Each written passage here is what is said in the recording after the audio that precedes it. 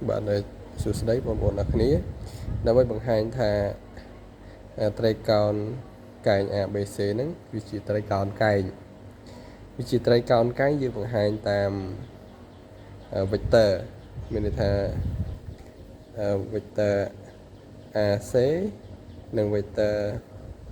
CB ឬក៏ BC គឺស្មើ0នោះយើងអាចដឹងថា ABC ជាត្រីកោណកែងបានហើយមួយទៀតគឺយើងបង្ហាញតាមទិសដៅបត់ពីតាកមានន័យថាប្រវត្តិអ៊ីប៉ូទីនោះ AB ការ៉េ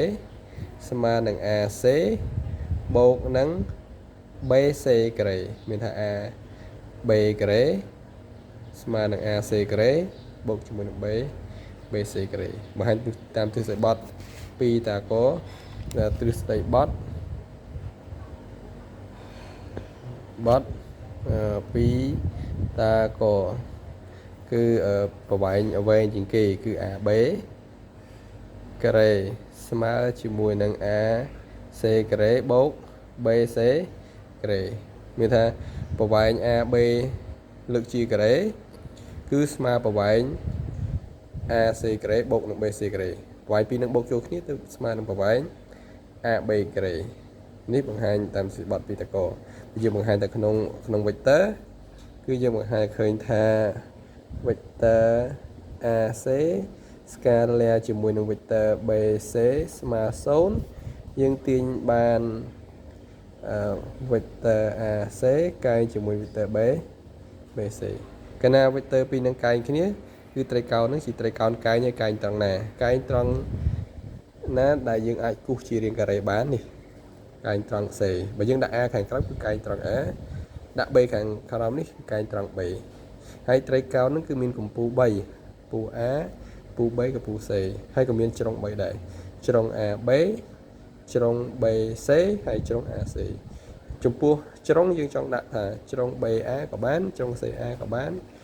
ហើយជ្រុង CB ក៏បានដែរយើងអាចត្រឡប់ជ្រុងរបស់វាបានព្រោះជាប្រវែងជាអីហ្នឹងយើងអាចត្រឡប់បានហើយចំពោះការរកបរិមាត្ររបស់ត្រីកោណ ABC អញ្ចឹងបរិមាត្រគឺនិយាយពីប្រវែងជុំវិញហើយដើម្បីរកបរិមាត្រគឺយើងត្រូវបូកប្រវែងជុំវិញហ្នឹងមានន័យថាប្រវែងពី A មក B នេះប្រវែងពី A មក B បូកជាមួយប្រវែងពី B ទៅ C ហើយបូកជាមួយនឹងប្រវែងពី C ទៅ A មានន័យថាប្រវែងទាំង3នឹងបូកបញ្ចូលគ្នាគឺស្មើនឹងបរិមាត្រចុះតៃកាឡាគឺវានៅផ្នែកខាងក្នុងនៃត្រីកោណតៃកាឡាគឺនៅផ្នែកខាងក្នុងនៃត្រីកោណអញ្ចឹងតៃកាឡារបស់វាគឺយើងយកបាតគុណនឹងកម្ពស់បាតរបស់យើងគឺ BC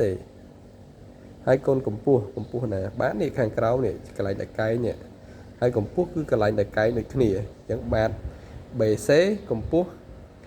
គុណជាមួយកម្ពស់មានតែគុណនឹង AC ហើយយើងចែកនឹង2ជាទូទៅយើងតាំងបរិមាត្រដែលអក្សរ P ហើយតាំងផ្ទៃកន្លែងដែលអក្សរ S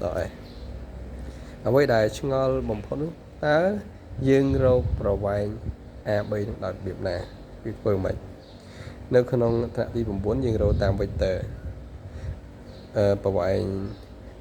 តាមរូបមន្តផ្សេងក៏បានដែរបើមិនយើងរកប្រវែងធម្មតាមានថាប្រវែង AB AB គឺមានន័យថា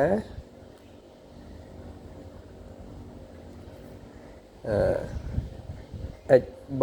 ដល់ HA លើកជាការ៉េបូកឲ្យ E ការ៉េ B ដល់ E ការ៉េ A លើកជាការ៉េហើយនៅក្នុងរឹសហ្នឹង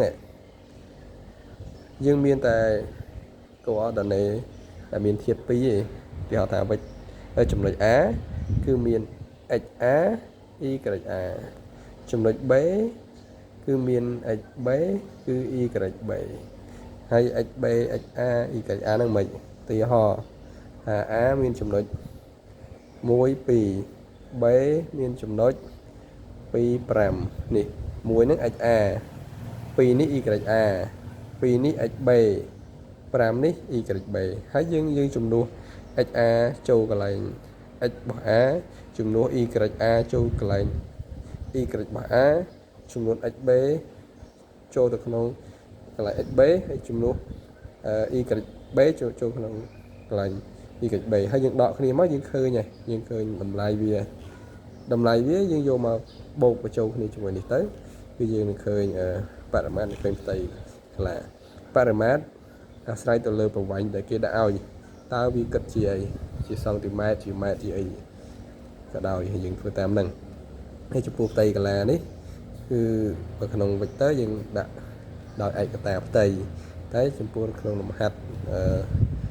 ធននិមិត្តដែលមានប្រវែងជាម៉ែត្រការ៉េជាសង់ទីម៉ែត្រជាដេស៊ីម៉ែត្រគឺយើងកំណត់កន្លែងហ្នឹងឲ្យគេជាម៉ែត្រការ៉េជាសង់ទីម៉ែត្រការ៉េជាដេស៊ីម៉ែត្រការ៉េបាទអរគុណសូមជម្រាបលា